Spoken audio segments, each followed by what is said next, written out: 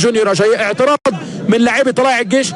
وادي حسام البدري بيقول له واحده، بيشاور وبيقول واحده، سدد واحده، لمسه ولعبه.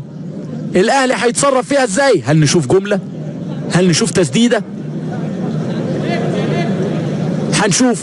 واقف علي معلول وصالح جمعه وكل لاعبي طلائع الجيش. ده ممكن احمد سامي ينزل الاحتياطي يقفوا على خط المرمى كمان، لان الكره خطر تقريبا من على خط ال6 يارد.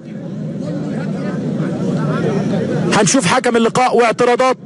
رايح حكم اللقاء على الكوره عشان في لاعب محمد اشرف اعتقد واقف قدام الكوره امام اللي هيسدد من الاهلي. وادي عماد السيد. بصوا كام لاعب، يعني مشهد ما بنشوفوش، مشهد طريف في الدوري المصري ما بنشوفوش تقريبا، يعني نادر لما بنشوفه. كل لاعبي طلائع الجيش عدوا معايا حضراتكم، يعني ادي 3 4 5 6 7 اللعيبه كلها 10 لعيبه. وعماد السيد المرمى مقفول تماما. واحد يلمس بس، واحد فوق الكورة. بيقول له واحد يلمس بس. لازم طبعا تتلمس، ما ينفعش تتشاط من مره واحده، لازم تتلمس. مين اللي هيلمس؟ محمد معروف.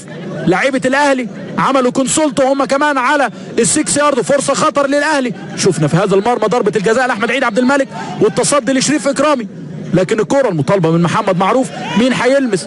هل تبقى فرصه الهدف الاول؟ عبد الله السعيد، ولكن بترجع الكره والتشتيته، لكن تشتيته من نادي طلائع الجيش. المطالبه بلمسه يد هنا، لكن محمد هاني هيشوط فين ولا فين؟ احتياطي نادي طلائع الجيش محمد بسام. وادي الكره والمطالبه بلمسه يد من عاصم صلاح في تسديده عبد الله السعيد. اللمسه كانت من صالح جمعه، لكن عاصم سعيد طلع من على الخط، جسمه كان ورا الكوره، ولكن التسديده كانت